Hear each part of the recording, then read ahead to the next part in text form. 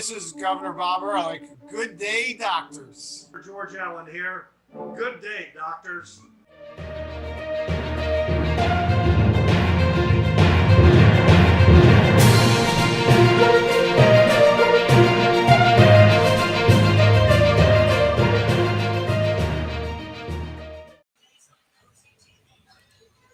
Good Friday evening, everyone. Welcome to another exciting episode of Dr. Politics and Political Architect Show. Dr. Thornton is being a road warrior. He is on the road today, taking his medicine show on the road. So it's just you got Dr. Don and Dr. Dwight. Welcome, everyone. It's been a busy week this week. I had a great fundraiser Wednesday. A lot of ice cream was had, and people enjoyed those ice cream socials, I thought it was great. I mean, I think the idea of doing the ice cream social is great. I mean, obviously it fits in with my my more teetotaling ways and everything like that. Yeah. And, but yeah, you had a nice variety there. It was good place to do it. Brad was a gracious host. Yeah, it was great having Brad Roars. It's a great realtor. If anybody's looking for a house, by all means, give Brad a jingle. Brad will take care of you. And it was like the first root beer float type of thing I've had, and I don't even know how long. Oh yeah, it's like I specifically because I remember you had once mentioned you like those, and that's the whole reason we got this. I knew you were coming, and we also got it's like I tell you, I really need to learn that. You don't need to buy a brick of ice cream per person that's coming to the event. Well, yeah, you bought plenty of ice cream and everything else. I mean, no one was going to go really wanting for everything. I mean, you had 5 or 6 different flavors, yeah, plus the waffle cone bowl and the sugar, kind of thing. You had everything anybody would need. Sundae toppings. Yeah, you had sprinkles too, right? Yes, I did. Yeah, so a lot of people some people like sprinkles. You had sodas to make floats, and yep. I don't know what else you could have had there, for an ice cream. I was thinking of actually having sandwiches along with that, but then Brad goes, nah. He goes, people are going to have one of those. They're not, Yeah. And so we opted against the sandwiches. We did a great. Oh, and you had the Italian ice too, right? Yes, that was because for some reason I thought we had a couple people that were lactose intolerant that were coming. And we just had people that are fans of Italian. That young guy that was supposed to the YR. Oh, Parker, guy? Yeah. Mm-hmm. Yeah, Parker. Yeah. And he reminds me so much of Sparkplug. Works for me at NASA. And they're both from Annapolis, which I thought was funny. Yes, Susan, you would have enjoyed that. The social was good. Lots of ice cream. Good company. And I know it's 7:00, but I eat my dinner early, so you should have an earlier dinner. There's nothing wrong with having dinner at 3:00. Yes, I got a haircut. A lot of people have complimented. I think the guy cut it. I told him not to take too much off the top, not too much off the sides. I said, just give me a trim because it was getting a little long over the ear. Over the ear. During the summertime, try to keep it short. It's today. It was the hottest day we've had so far this year. 99 degrees. Yeah, I mean it was hot and it was humid, and it's like it was pretty miserable. Mm-hmm. And my wife was still complaining about the crowds at Costco in Gaithersburg around 10:00 this morning. Yeah, they need to bring back senior hours, frankly. Well, I mean, I don't blame them. I mean, the demand on senior hours. I mean, from a business standpoint, didn't make any sense to add the extra expense of having those early hours. Very true. We talk amongst ourselves a lot. Yeah, I mean it's like no, but I think those. I really like those senior hours. I know a lot of people do. I tell you why. I don't know why they don't Sam's Club. I would pay an extra $10 a year in my membership fees if they would have a special thing for me to go out. Like people, they could create a platinum membership card where they will open up at 7 a.m. for you. Okay, so remember here, Sam's Club has kind of evolved. Like pre-pandemic, if you're a business member, you could go in there at 7 o'clock in the morning. Okay, Costco's doesn't have that though. I've got the Right. black Costco's thing. Post-pandemic, what Sam's did was that they took the kind of the airline model, and that so if you pay the extra, is it what, $40 a year or whatever it is on top of your basic membership, you then can go in at 8 o'clock. Otherwise, it's 10 o'clock. So there is there is a 2 hour. Yeah, there's a 2 hour early bird. Basically, it's an 8 o'clock opening for the plus membership. Then they also throw in, but they're like Costco on that, and that you get 2% back on your purchases through Sam's Club if you're on the plus membership, and you have free shipping on anything you order online at Sam's Club. So those are the kind of the perks they offered, for that. If you have their Sam's Club, credit card, it's like a Costco, Citibank card, same type of thing. So, but I think people would pay more if they knew they could have some exclusive time going into Costco's per se. Like, let's say if I were to pay extra $10 a month, right? And if I knew I could get in there at 7 a.m., 8 a.m. before the mobs come in, and it's like, I'm trying to think, it's like, dude, there's some people, why do you all have to come to Costco's at the same time when I'm there? It's, you get there at 10 o'clock, there's a line. It used to not be that way, by the way. At 10 o'clock, you didn't have the lines coming out of the store. It's just post-pandemic. It's like people are stocking up on stuff. I was actually even thinking of picking up. I'll tell you now, I picked 2 of everything up in case the price goes up on some of the stuff, because I've seen that's kind of the mentality. Look, so Costco's got the executive membership, right? They've got the basic and they've got the executive. Actually, what do I get for the executive more than I would for a normal? I'm not getting anything more out of it, really. Well, the executive membership gives you 2% back on your purchases. So that if you buy a lot of stuff there, you can probably at least pay for the extra membership, and it becomes kind of a wash there. Or if everything goes well, you actually would get a check once a year that would be more than what you paid for, that type of thing. I mean, but I think along the lines of what you're thinking about there, Dwight. I mean, when they get around to raising the membership price next time around, it would be an interesting experiment if, say, they went to, instead of for my wife and I, we pay $120 for the executive, right, for the 2. Yeah. Say they charged us $150, but gave us, the hour earlier access. I mean, I think it'd be worth testing. It's just that Costco's got so many members. You kind of wonder whether or not you even have to go higher with the tier for that. I know, and it doesn't have to be earlier. They could stay an hour later open, because they close around 7 o'clock, right? Costco's, or 8 o'clock.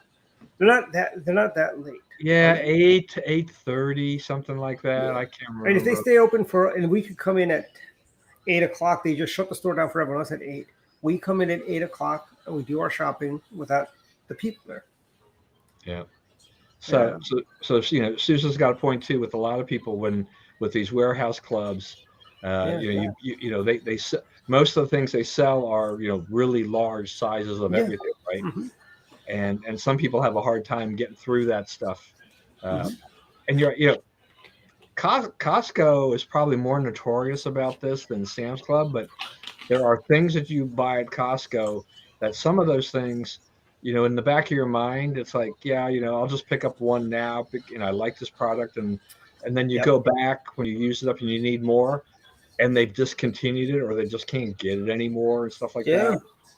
And Costco's been really good. I mean, Sam's Club does, they have their members mark, kind of like what, since they're owned by Walmart has their great value store brand. Yeah. But Costco, the Kirkland brand, I think Kirkland brand is far superior to the house brand. Yeah, I think it really is. But even there are items that they've made under the Kirkland brand that post-pandemic they don't make anymore. I mean, one example would be mouthwash. So now you have to either buy like I think the Listerine or the Crest at Costco, but the Kirkland brand, which was a lot cheaper, isn't available anymore. So some things have just disappeared here and there. I don't know if it's a supply chain issue or whatnot, but part of that whole post pandemic thing is that I think a lot of these stores have had to figure out what can we get in quantity on a consistent basis that our customers buy, and if we can't get enough of it, it's not worth manufacturing or buying it if it's going to run out in 6 days or 5 days. And do you remember back, I want to say about 10, 15 years ago, I guess, Giant used to have a Super G section where you could buy the larger quantities of stuff. And I guess people didn't want to go to Giant for their big value stuff. And there you go. She likes the original gold, Susan. It's funny. There was a funny episode of Everybody Loves Raymond where they go to Italy and the guy is, I think, Ray's Listerine is liquor. So when I was growing up, besides Listerine, the other mouthwash, was like Scope. Signal. Yeah, then you had Signal, which was the competitor to Scope. Yeah. So, but with store brands, I'm when I was in Walmart the other day, I hadn't been there for months. It just seemed like, when I went into that, the toothpaste section, I thought, whoa, there are a lot, there are a lot fewer varieties of toothpaste than there were before. There are, a lot of fewer varieties of mouthwash, the shelves, just certain things. All of a sudden you're like, they're just not carrying as much as they used to, the variety. The pandemic has kind of reshaped retail in a lot of ways. What you can get, but Walmart's not immune to the price pressures either. I never bought this, but in the front of the store, normally in the grocery store, they've got these individual little cakes or pies. They used to sell for like 50 cents, and they're now like, I think they're 74 cents now or something like that. It's like a 50% increase in the last 6 months or whatever it's been. Like, whoa, it just, everywhere you turn around, it's just one thing or another. The cost, it just kind of, every time my wife goes shopping, she's like, well, that used to cost $5.99. Now it's $7.99. So please don't tell me that inflation's only running at 8.6% or something like that. Yeah. And what's funny is yesterday I was at a candidates forum put on by Black Action and the Black Chamber of Commerce, right? And what was hilarious about this whole thing was I bring up the fact that 88% homicides increased in Montgomery County, 72% carjackings up, 8.6. I made the point. I go, look, I am not part of this mess. I do not support the Green New Deal, which is a direct, $5 gas. Not one Democrat decided to address the issue of inflation, $5 gas, crime up in Montgomery County. Nobody, wants any of that. Wants to talk about that stuff. What they want to do. Right. Why? Because one, they don't have an answer for that. Two, if they did try to answer that in a reasonable way, it would go against everything that the Democrat Party's been doing lately. And basically, they're like an ostrich. They're burying their head in the sand, and they are scared to death. They are like, like yesterday, it's funny, I made a comment that I go, why does the county council, we have all these high schools throughout Montgomery County that have these large auditoriums, and these high schools all have very large parking lots, right? I said, why does the county council have to sit up in their ivory tower on Rockville Pike? Parking is not the best. It's a pain to drive out there. Is there a reason why you can't move the county council meetings around the county at these high schools, and if you don't want to go to a high school, you could do one at MC Rockville has much better parking than downtown Rockville. MC Tacoma Park has marginal parking, but you could do it at, say, Springbrook High School, Paint Branch. You could do it at Churchill, BCC, Whitman. You could do it at Damascus High School. Northwest High School. There's another high school up there, Northwest or Northeast, one of those high schools up there. And it's funny, the councilman currently, who's an at-large councilman, Tom Hopper, under his breath goes, "That's not a bad idea." I'm like, really? You guys think? And I'm thinking to myself, really? It takes a Republican to give you an idea that you say, "Hey, that's not a bad idea. We should do that." It's like you couldn't think of this on your own, you know? It's like, but I think they like the fact that the only people that show up are the true believer activists. They don't want everyday people to get into the council hearings. Even though they're the closest form of government to the people, they should be directly accessible, you know. And one of the questions they said is, "Oh, what are you gonna, what are you gonna do on day one?" And I go, "Look, I've got an open door policy at my office. Anybody can walk in, talk to me about whatever they want, and I will have the same policy. And furthermore, I will go out and talk to the people. I will do my diner tours. I did coffee with Dwight this morning at Tasty Diner. Let me tell you, nobody really cares about the Green New Deal, but you know what they do care about? The price of food, the lack of stuff they're finding in the stores, and the $5 price of gas. That and basically a recession on the horizon. That is what people care about, you know. And that's the one thing they don't seem to get is that they're thinking they were talking about affordable housing in Montgomery County. And okay, maybe I'm going to sound like an elitist Montgomery County resident, but it's a privilege to live in Montgomery County. We don't need to have affordable housing everywhere, frankly. Why does people have, there's no inherent right that says you have to work in Montgomery County. Live in Montgomery County if you work in Montgomery County. A lot of our law enforcement, they can't afford to live in Montgomery County, and you never hear the council talk about law enforcement who can't afford, but they always talk about how the poor teacher who can't afford to live in Montgomery County. We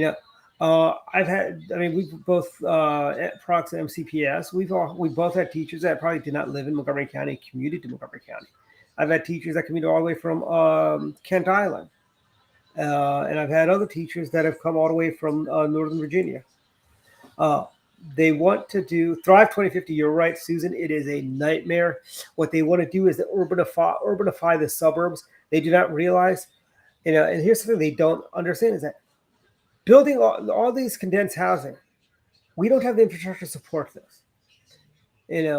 We can't have, high rise. Like, over in Kensington, they just built I think it's a condo for elderly folks right off of Knowles Avenue across the old Hardware City, which is now Strausliners, right?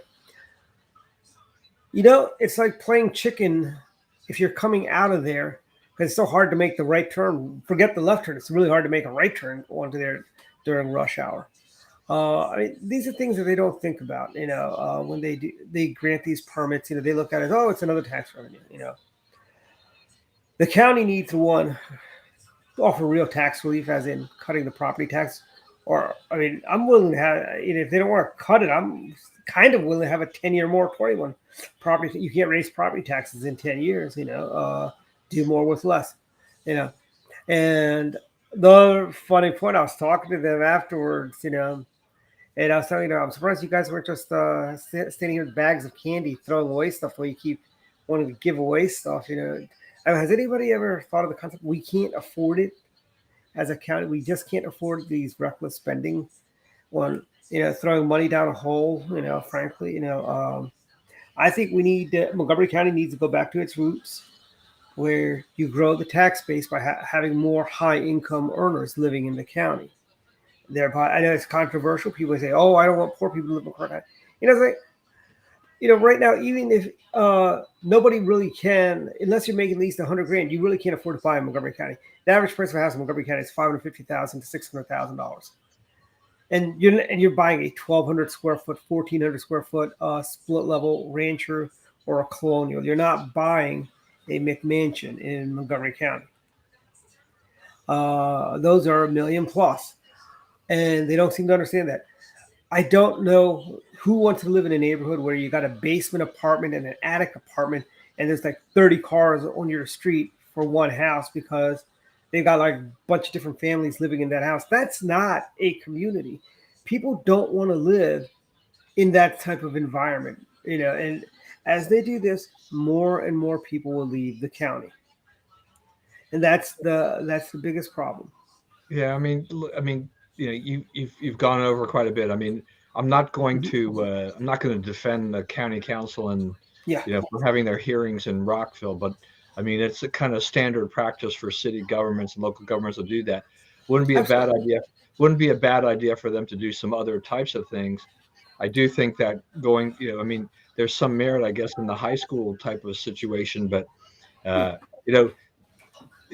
county council. I mean, the building, the rooms are all set up for them. They're all.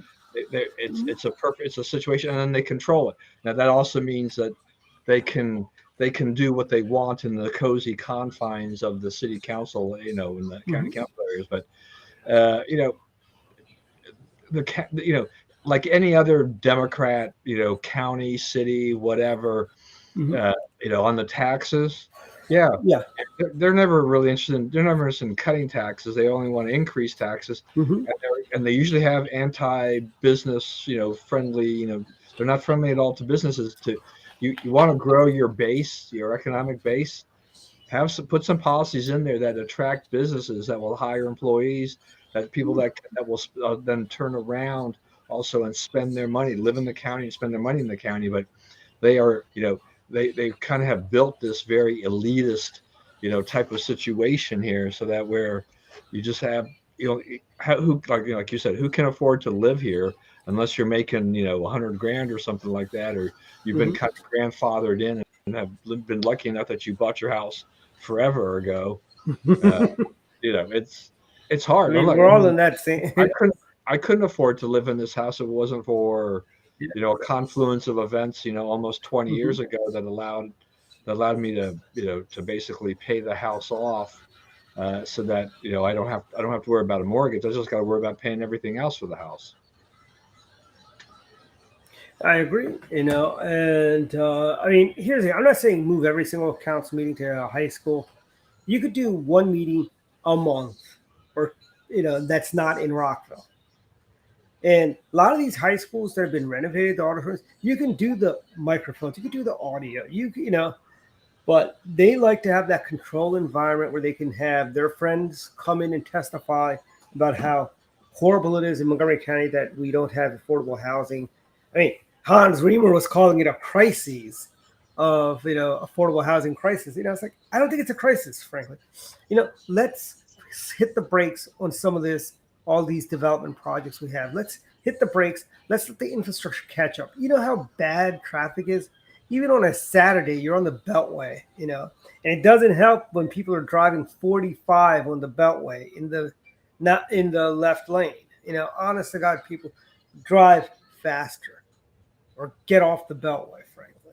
Yeah, I don't. The traffic on the Beltway on the weekend is it's horrible, and I'm like, I'm glad I don't commute anymore.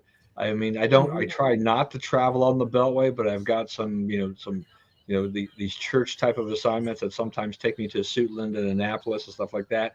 But it's somewhat stressful to drive in this area when you're trying to, you want to get from point A to point B, but you hope you can do it safely because the people out there are crazy. And then you just get the traffic that bogs down. I mean, we use the ICC when we can, and we thank Bob Ehrlich and Larry Hogan every time we're on there. Bob Ehrlich for getting the thing built, and Larry Hogan for lowering the tolls, that have given a psychological boost to people thinking that's much better that way. And traffic has boomed on the ICC. Yeah, it has.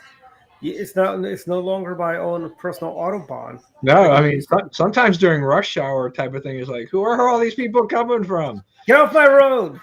Yeah, I know, really. I mean, you feel like get off the road. No, get off my road. Get on the road. You guys didn't even vote for Bob Ehrlich. If you didn't vote for Bob, you're not allowed to use the ICC. Get off the road. If you got a Democrat bumper sticker, I'm sorry, no, you're not allowed to use this road. This is for Republicans that voted for Bob Ehrlich. Yeah, if the cameras catch you with a Democrat bumper sticker, send them a bill for double the fare, the toll. I like that idea too. And by the way, I don't know if people are driving slower because of $5 gas. Remember Jimmy Carter lowered the speed limit to 55. Was it Jimmy Carter or was that Jerry Ford? I think it was Jimmy Carter I during think the it was oil okay. crisis, Yeah. where they lowered the speed limit to 55 to save gas. Then they had their little slogan, "Arrive alive at 55." That also could have been an AARP slogan, "Arrive alive at 55." Yeah, but I mean, But very few people ever drive a speed limit anywhere. I mean, I know it's like, that's that kind of just serves as a kind of your mechanism. Say, okay, 55 means I can probably go 65 or 70 and I'm okay. And a I lot of mean, times, if you want to keep up with traffic, you're going to have to go 10, 15 miles above. yeah, If you yeah. drive the speed limit on the Beltway when you can, or on the ICC, people are going to be whizzing by. Oh yeah. I mean, like I said, my home away from home, the great state of Florida, on the Florida Turnpike, I had somebody zip by me when I was going 85. And then they just blew me. And I think it was a senior citizen. Yeah, I And mean, I think above, maybe 70 or somewhere like that. mhm. I think, they've done numerous studies that show that, you burn more gas than you need to at that level. But, Yeah, between 55 and maybe 65, I don't know that there's that big a difference. no, Uh, there isn't. and everybody's in a hurry, right? Everybody wants to get to their destination as fast as they can. And Mhm.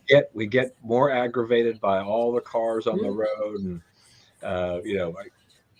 it's the US is like this. I mean, I've got one son out in Arizona, and traffic, in Arizona, in the Phoenix How's he area, liking paying horrible. $6 for gas in Arizona? Yeah, so yeah, it's getting really Yeah, cold. Dr. John was telling me, he goes, $6 gas. Yeah, I just had a friend of mine. She grew up here, and she got married, and she's been living in Arizona, and she just posted she came back from a road trip, which was, I don't know, a couple thousand miles or whatever. I mean, they came to the East Coast, and they drove all through all parts of the country. But anyway, they put a few thousand miles on the car, and I think she was saying, like when they were in Ohio, it was in the 450, 460 range, definitely higher when she got to Maryland.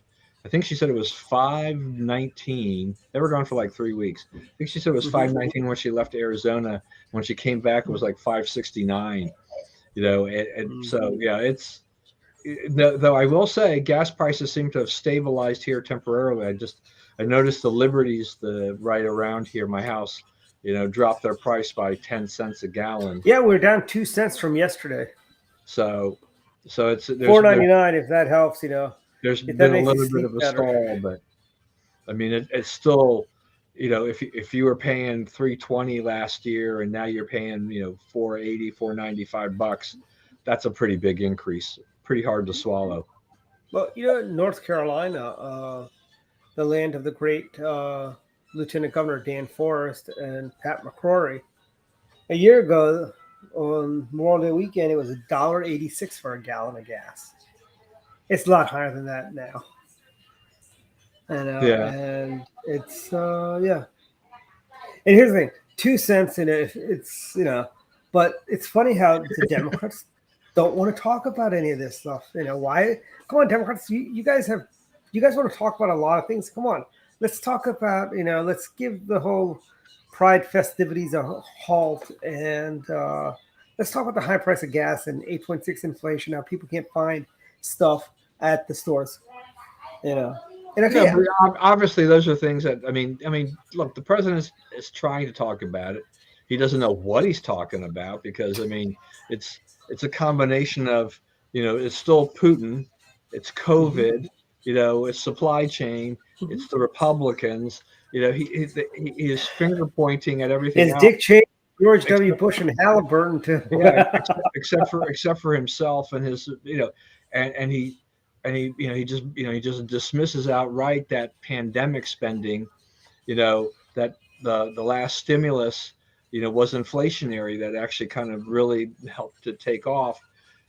their economist administration has been wrong on where inflation was going to be at this time. They thought it was going to be temporary, transitory.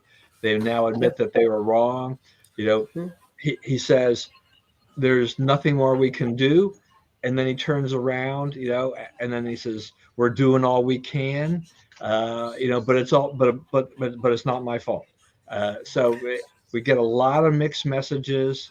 The gym in the morning when I'm there, it's playing CNN, and it's going to be a very liberal perspective of things in general. But I mean, they're having a hard time. I mean, CNN's having a hard time making a case as to why this isn't going to hurt Biden and the Democrats, in the midterms here, because there isn't a cohesive strategy as to what's going on there. I mean, he's talking about how a recession is not inevitable. I don't know. Is that something you really want to be bringing up? I mean, at this point in time, they don't really have any idea of what's going on. So GDP was already at negative 1.5% in the first quarter. It could it could get to very little, or it could tip back. It could stay negative in the second quarter, I guess. But the growth that was expected is not going to occur in the second quarter. Won't occur in the third quarter. Their backs up or against the wall at this point.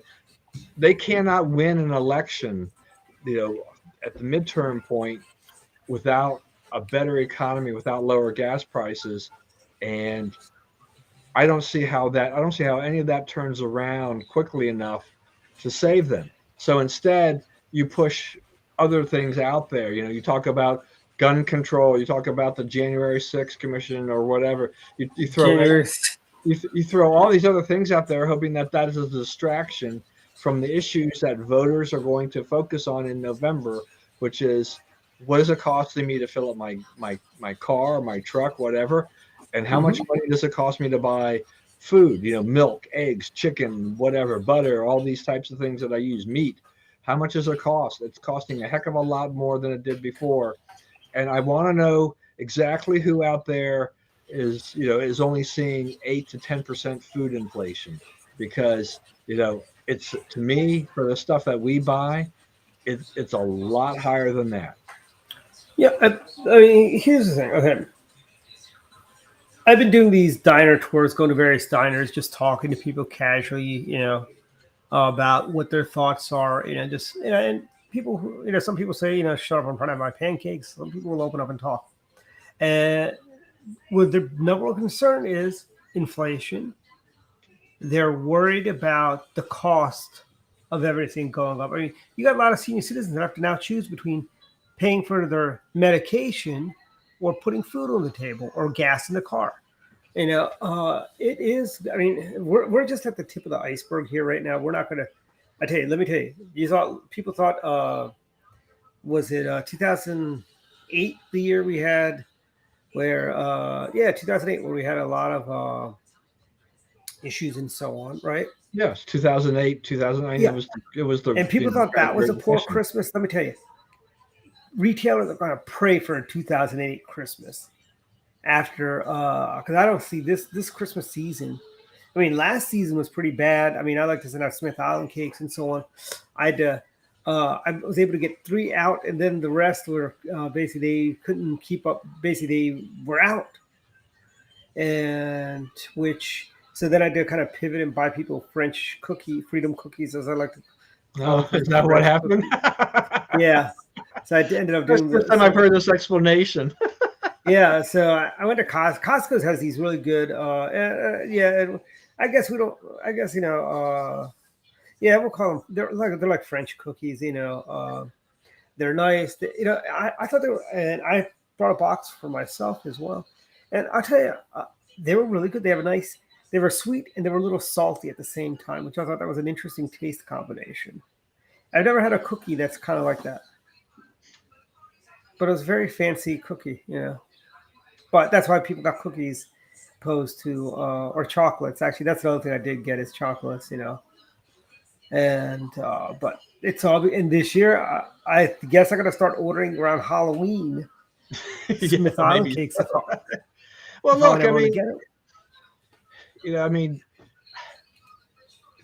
travel. I mean, people are flying again, but because of fuel costs, labor shortage in the airline industry, they're scrambling for pilots and other personnel. It's flying is pretty tough. I had a friend of mine. Now he was flying. He used to work for Qatar Airline, and so, but he still had some privileges, and so he and his family flew overseas on some non-revenue tickets because he still had those privileges. But things are pretty bad. He trying to fly. They got to where they wanted overseas, so they went to Bangkok and all kinds of places. But coming back, it's been an absolute disaster for them, because they were on a non-revenue ticket. They kept getting bumped for other, for revenue, passengers and other things like that. And his latest post was, so he actually had to break down and pay for his wife and his daughter to go and fly on another route to get back to Texas. He and his 9-year-old daughter were trying to get back home. They have spent. They're on their way. They're going to make it to DFW sometime soon, but their journey from the time they first reported to the airport, to the time they get to DFW, will have been 51 hours. Yeah, and I get irritated with my flight. I was irritated with my flight from Orlando was routed to Atlanta, and to get home to 11, it just basically was a 6-hour travel time, which wasn't so bad. Yeah, I mean, look, I've got, my daughter's going to have her 6th child at the end of July, and Young's going to stay down there for a little while to help her out. Afterwards, I'm going to fly back, not long after the birth of the baby. But we were like, okay, well, the flight wasn't all that bad one way coming back from Evansville, but it was like, do you want to fly into Reagan or BWI? He's like, BWI, you can get the bus on every hour on the hour, except I was showing up on the hour, so I would have to probably wait till the next hour. The other thing was I could then get to National earlier and then get back, using the Metro. But to be frank, I actually said I'd rather just wait for that bus to come in and wait an hour at BWI than to actually have to change trains and deal with the Metro. I don't want to deal with the Metro anymore. I'm done with them. Well, you know what I really want to think, and I know Governor Hogan supports the purple line, all this nonsensical stuff. You know what we really need to do? Take the Green Line up the Parkway to BWI Airport. Every world-class city has rail to their airports. And I don't count Mark as the kind of rail we need to the airport, because you can't take Mark in the middle of the day. I think they got a 12 o'clock train, and then you're stuck to about 4 o'clock, I guess, when the trains start up again. It's like, we need to have rail, like commuter rail, because what you've done, by the way, when you've taken the Green Line to BWI, you've connected the DC and Baltimore suburbs together at that point, and I think it'd be a great thing if they did. Dulles will have a Silver Line connection out there, which will be great for people out there. That'll be another way. Those things. I think if you're building a subway system or some kind of thing like that, you need to have it go ahead and go out to the airport, because people used one of those in Portland, which was very convenient. It can work, especially if you don't have a ton of luggage. It's great. Yeah, it's cheap. I'm trying to think, like, do I wait an hour at BWI or do I just pay and get an Uber and come back or whatever? I don't know. If you're going to be waiting an hour at BWI, there is a pizza place there in the airport. I've never had an opportunity. I've never had the opportunity to try out, So you should to go there, check it out. Tell me if it's worth driving to BWI just to test their pizza. But I think it's on the other side of security, so you can't get in unless you're going somewhere. So you only can get in there if you're a ticketed passenger, right? Yeah, so next time I fly, I got to plan to be there like 3 hours early so I can try their pizza out. The pizza at Orlando Airport's pretty good. It's not bad. The Atlanta airport has no pizza at it because everything was shut down. Well, heck, I didn't. Yeah, I should have known. I should have known that one of the ways to rate an airport is by whether or not they have good pizza. That it's funny though, but yeah, a lot of people. Is there good pizza at Reagan?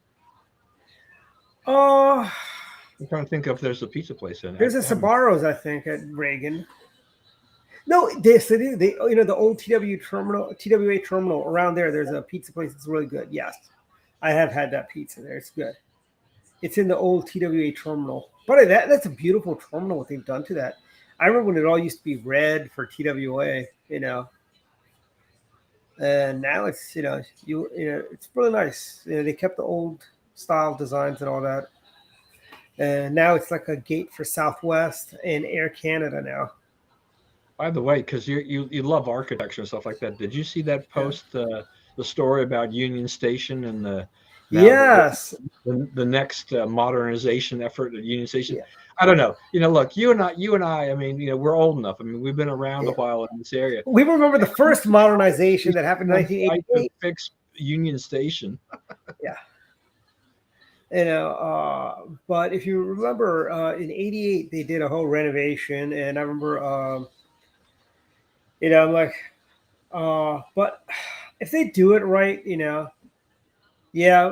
although they need to, the area is vastly improved since that area by Union Station. I kind of do like how they're doing this great big signage, from the outside of the street, which used to be a bunch of crack dealers and stuff like that out there. They got this great big, and now they got $1 million condos out there by Gallaudet and that whole area. And here we go. Yeah, Visitor center. I love the train stations, and you need to keep the integrity of the old style architecture and historic nature, some of that, and then you can modernize some of the other things. But that structure has just gone through so much, and it's had so many problems.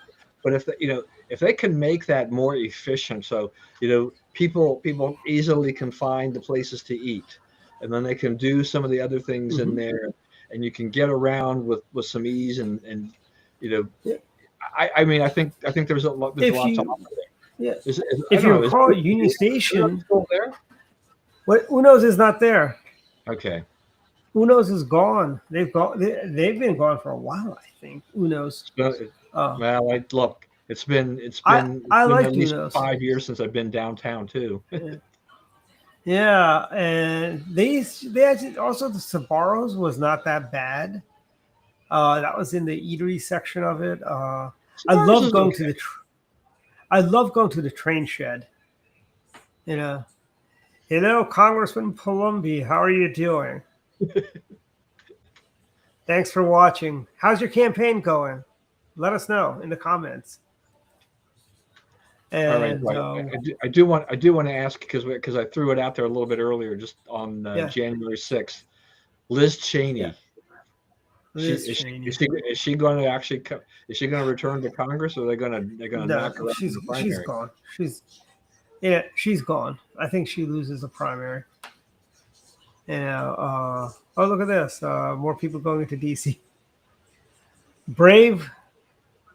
Well, I think it's great when people can go and watch the fireworks and do it. Yeah. I stay away from that stuff. I don't like the crowds, the traffic, or whatnot. I think it's wonderful if you want to go out there and celebrate America. I mean, more power to you. I'm glad that people can gather again and do those things. I see locally we're going to have there are more fireworks are back on again, which is great. So I think all those things are wonderful. We've got to get past all these COVID people, like, we got to do this, we got to do this, and all of that, and we see how Dr. Fauci's got COVID, and I'm like, is that karma? Quadruple vaxxed. He's vaxxed and boosted and everything like that, and I don't know. I mean, I just want to say the January 6th hearings, this is another attempt by the Democrats. Right, that's the 4th of July for Democrats, by the way. Yeah, well, this is how you try to divert the public from high gas prices, inflation, and other ineptitude, is that you try to go back and you focus on Trump again, right? Because Trump, the Democrats keep thinking now, they're still thinking here, almost 2 years past the last election, that Trump is still the lightning rod and can get out voters for the Democrats, people's hatred of him. But that's really not the case. What's really happening is that the people who are, who voted to impeach Trump are either leaving Congress or they're losing their seats, like Tom Rice in South Carolina, Liz Cheney probably, because they went ahead and they went against him in a stupid vote. I mean, it was look. I was not crazily, a Trump guy. I think he did a lot of, stupid things. Did he deserve to be impeached, to have that vote? That was absolutely out of bounds. I think that was dumb. But for those congressmen, this is why Chris Columbia needs to go to and that's why Chris Columbia needs to go to Congress. It was a fail. I mean, Nancy Pelosi, Muriel Bowser.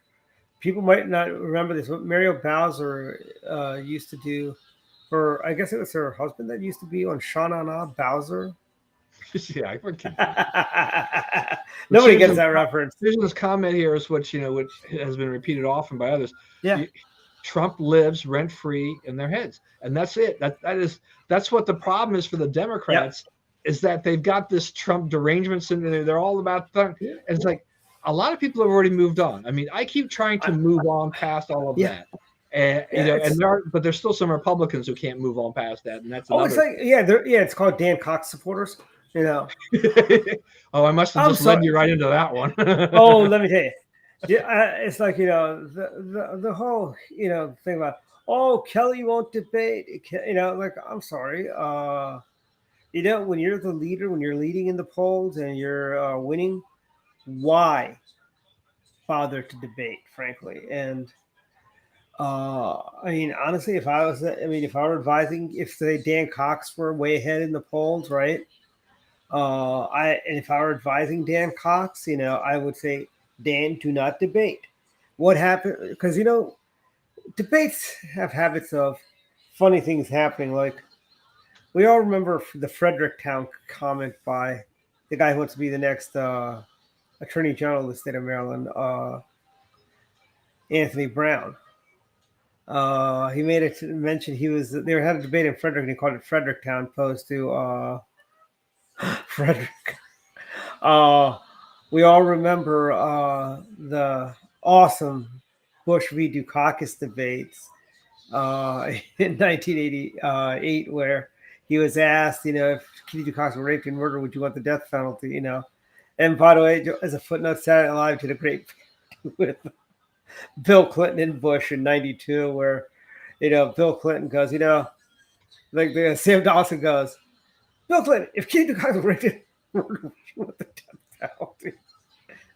And Bill's comment was something like, well, if she were raped and murdered, I hope it happens in Arkansas because we got the death penalty. But look at, Chris's comment there too about, as a former Capitol Hill police officer up there, right? I mean, so there were problems, right? I mean, there are a lot of problems there that created, that helped just, made the situation far worse than it needed to be. And, but there's almost no attention being paid to that. The focus is on Donald Trump and all those other people, and really not about the security measures and the failures of the Capitol Police at that point in time and their leaders. So these are all Democrats. And let me tell you something. And these people, they were protesting. They went a little too far with their protest. But let me tell you this. Poll out, I think it was just the other day, that Democrats, 58% of Democrats, 58% of Democrats, and 30% of independents were basically just Democrats who basically just say they're independent to make themselves feel better. But they say it is okay to protest outside of a Supreme Court justice's house. Now, they're okay with that, but they're all outraged by January 6th. January 6th, if they had called the National Guard in, if they fortified the Capitol, I'm sorry, January 6th would have been totally preventable. Nancy Pelosi failed to call up security, set up security, and then all of a sudden she builds the Great Wall around the Capitol building, while she opposes the wall against the U.S.-Mexican border. The bottom line is these Democrats are hypocrites. I mean, how long? What's it been? About 2 weeks since the assassination attempt on Judge Kavanaugh. Has Joe Biden condemned it anywhere? I mean, has anybody, or Merrick Garland or Joe Biden, has anybody said, right? this is going too far? And look at the Democrats. I mean, the House had a bill that would protect, protect these justices, right? And from these things. And Pelosi just held that up until finally forced a vote. Yep. And then 27 Democrats voted against the bill. I mean, that's traitorous. Yeah. And here's the thing. I cannot believe AOC probably takes great pride how she killed the bill. Well, if women can't get abortions, why should we protect the judges? I mean, that was her flippant comment she made. And it's, the whole January 6th, this like, I can't wait till they make the miniseries 1/6 miniseries coming to, it's going to be done by all three of the networks. It'll be a network broadcast movie. Actually, do they even do those anymore? Do they have network broadcast movies anymore like they used to in the old days? Yeah, I don't know that I think with the advent of streaming, they're just now anything like that is now going to their streaming platforms, Peacock and all those kinds of things. I mean, I've got Hulu, and I'll turn it on to look for some of the TV shows I normally follow, and all of a sudden, there's all content. It's like, where did all this stuff come from? Yeah. And it's like, what's funny is, and that's one of my other gripes of television is, in the old days, they used to do these really good network. I mean, if you remember V and V, The Final Battle, cinematic masterpiece on NBC, I said something nice about NBC, or the North and the South, The Right Stuff on CBS. Those could have easily have gone to theaters and made a lot of money, I think V, if it was in the theaters, they probably could have had 3 movies out of it. They could have gotten a trilogy from it. But you're probably right. I mean, I don't watch a ton of TV anymore, at least the regular type of TV. It's not worth watching anymore. There's nothing on there. Yeah, but I think by and large, the miniseries that we grew up with are largely gone. Roots. I mean, Roots and Roots Book 2 or whatever. It was like Roots, the continuation of Roots after World War II or something like that. Or it was we'll never see stuff like that. Alex Haley, Republican candidate for U.S. Senate from Maryland. I love Susan's comment on Lost.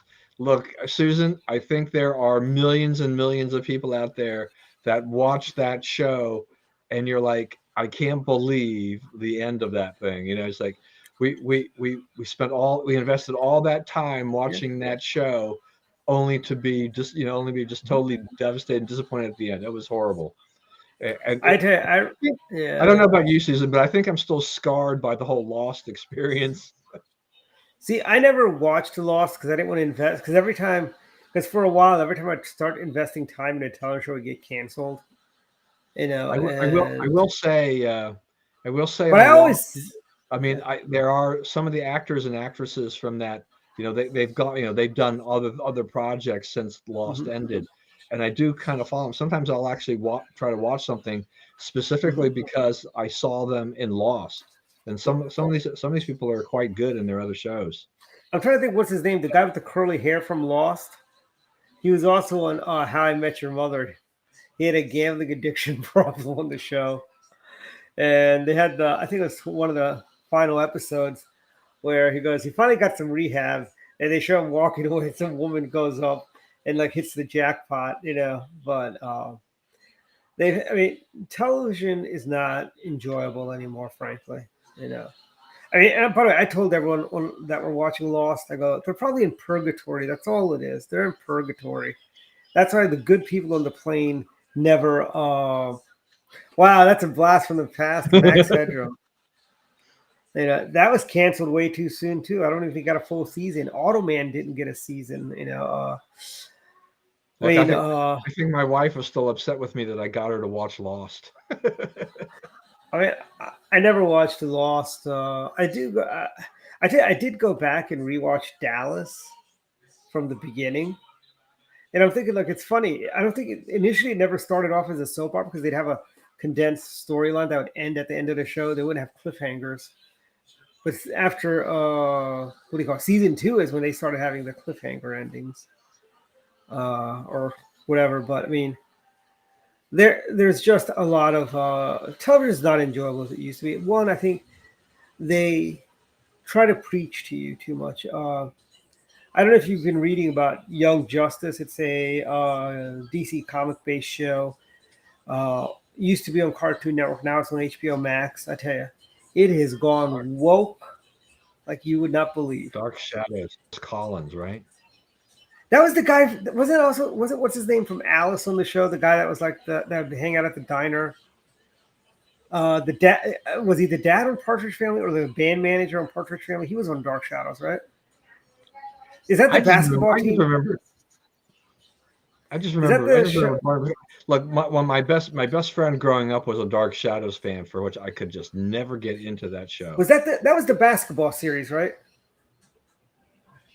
Or was that White Shadows?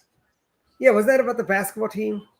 And the coach was like the guy from the dad, not the dad, the band manager. Shadow, wasn't that White Shadow? That's it. Yeah, White Shadows. Yeah, there you go. Yeah, Dark Shadows was like the whole like Dracula-ish thing or whatever, you know. That. Oh, really? Okay, I missed vampires, that series. I would enjoy it. Yeah, vampires. It was White Shadows. I think it's funny. That was back when Susan, back in the late 60s, early 70s, I think. Yeah, White Shadow. So yeah. What was that? What was the guy's name? CBS's brother. Yeah. So Dark Shadows was the 60s. Yeah, late 60s, early 70s, probably. Huh. Yeah, I don't know. I mean, I just remember my friend. I mean, you come up from school and you turn on the TV and you want to watch this thing, and I'm like, I just could never get into that thing. I was like, what, you know? Yeah, I mean, the vampire genre. It's no, what do you call Ray Harryhausen, or Tsubakawa. I had to look that up. Ken Howard. I couldn't remember the guy's last name. Ken Howard, was that Dark Shadows or White Shadows? Which one are we talking about? White Shadow. Ken Howard. He was the main guy. I don't even know. Yeah, he was the. Yeah, he was also on Partridge Family and Alice, actually. Ken Howard was on Partridge Family? Yeah, wasn't he the band manager? I thought the manager was because he was the coach on White Shadows. Yeah. Yeah. No, I mean the what's the guy's name? I can picture him, but I can't remember his name. All right, for the great Google. I know. Dave Madden, that's who I'm thinking of. Yeah. And I think he was on White Shadows. Wasn't he the coach on White Shadows? I don't know. We'll have to look it up again here. Yeah, see. Or that. Yeah. Wow, Partridge Family, ran for 3 seasons. There's a lot of these shows, like I had no idea Barney Miller went. I mean, I was a diehard Brady Bunch fan. I mean, back in the day. Yeah. I mean, I guess it was that thing where every kid my age watching Brady Bunch had a crush on Marsha, so we just follow that. And then we had the Brady Brides when I was growing up on NBC. It lasted but maybe 2 seasons. It was basically Jen and Marsha got married and they bought a house together. Was it One Day at a Time with Val Britton and Monkeys? Monkeys was a lot of fun. Yeah, I did enjoy the Monkeys, but creators of Gilligan's Island. Gilligan's Island, Fat Albert. Yeah. Then you had Switch with Robert Culp. Oh, there you go. This is like I actually enjoyed Touched by an Angel. We're trying to figure out how many shows can we name. Okay, Touched by an Angel. Files, Barnaby Jones. Rockford Files. I never really liked that show, but he had another show called Maverick, which I thought was much better of a show. Oh, that Western Maverick thing was great. Oh, that was great. Was that a spin-off from his Support Your Local Lawman Support your series local of movies? sheriff or something like that. All right. Yeah. What? What is that? I have no idea where that came from. I have never heard of this. What the heck? Come on, I'll be 63 this year. Why don't I know this? How far back do I have to go here? Oh, where'd all the messages go? They all disappeared. I will say on gas though, since I don't know, I'm a member of the Shell rewards program, right? But I don't go to Shell that often.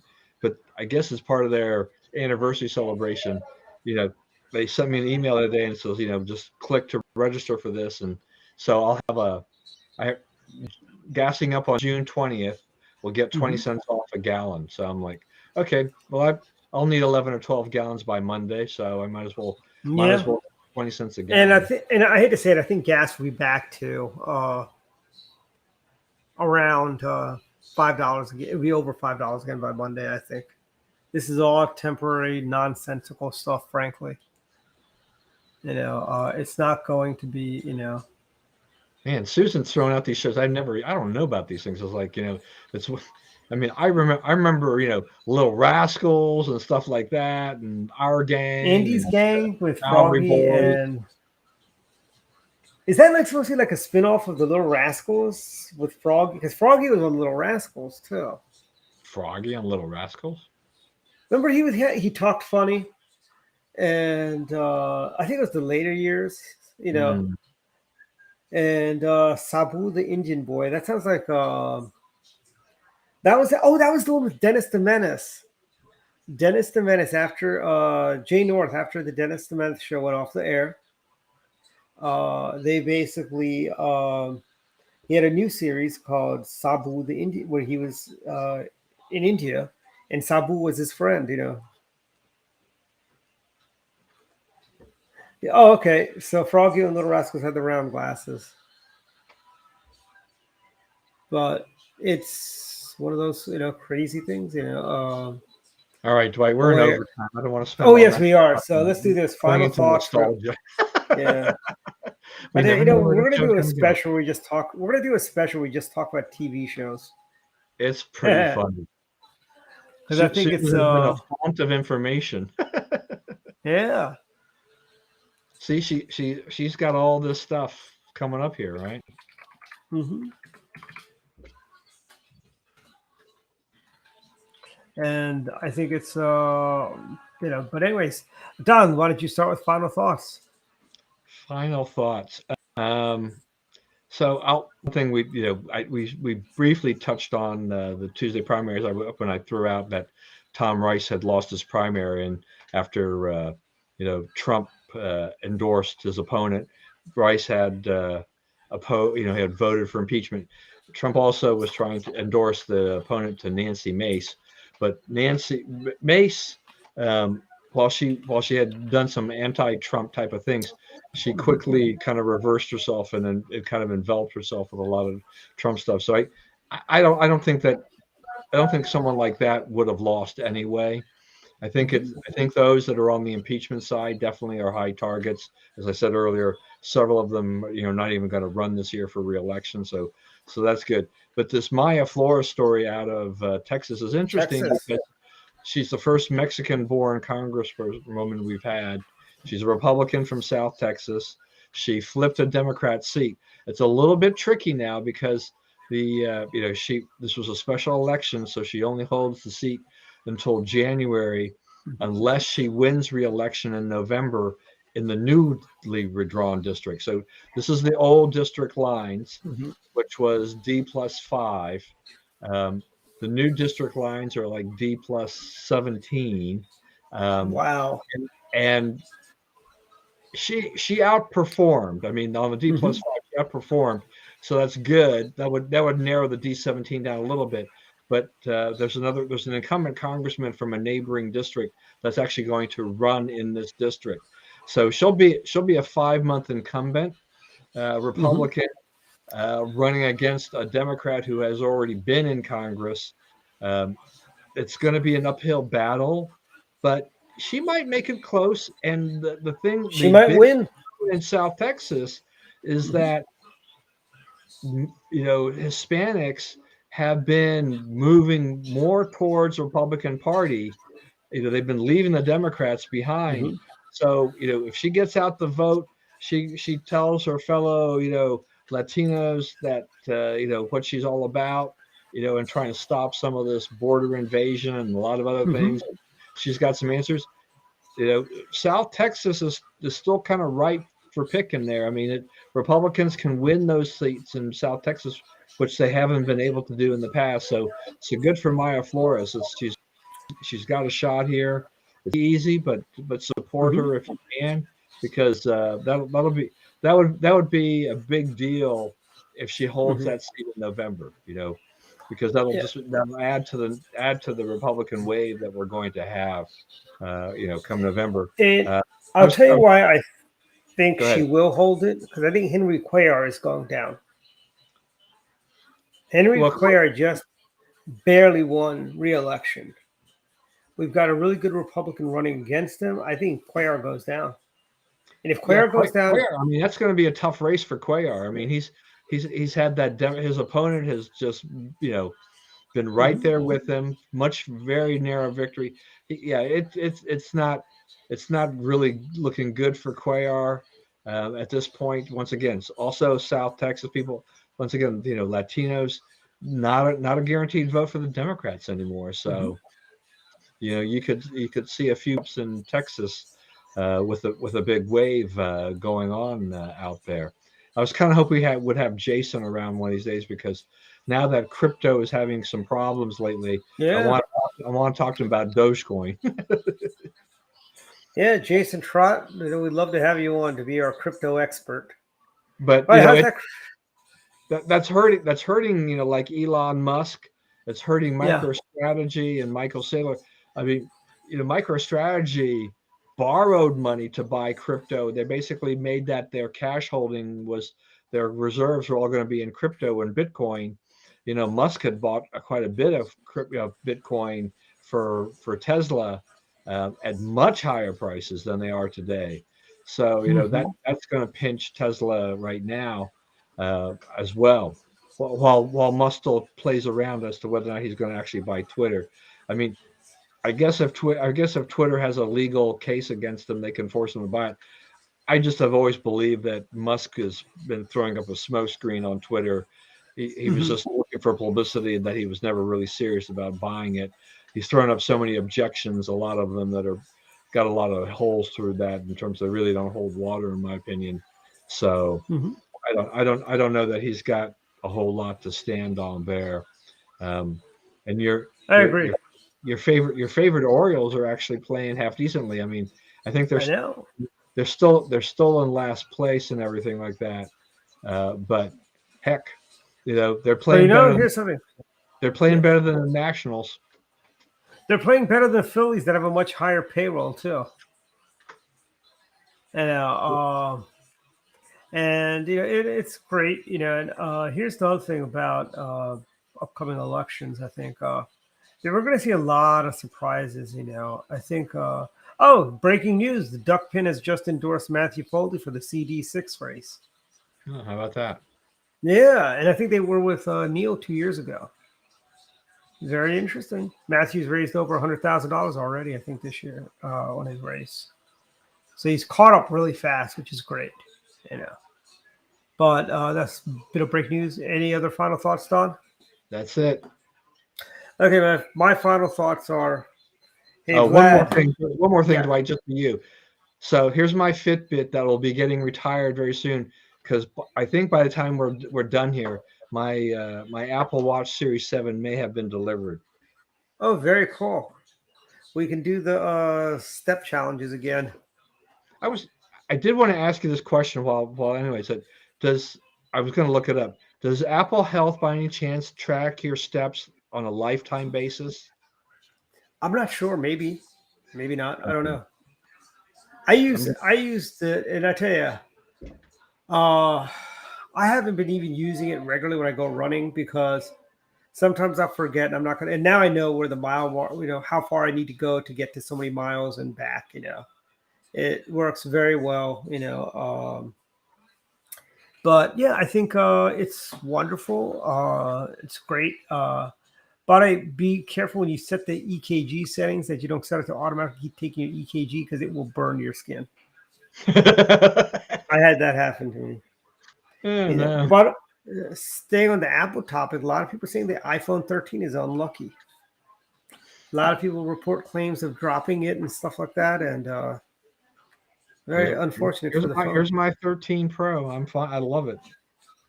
Yeah, I got to take mine out of the box. I just have been so busy, because it's a chore to do that because it does take a little bit of time, man. I have a whole new philosophy on iPhones now than I did before, which is just that if AT&T in my case, which my carrier, if they say trade in your iPhone for a new iPhone, right? Basically a straight trade, for $0, right? Mm-hmm. I'll upgrade every year as long as they're going to do that.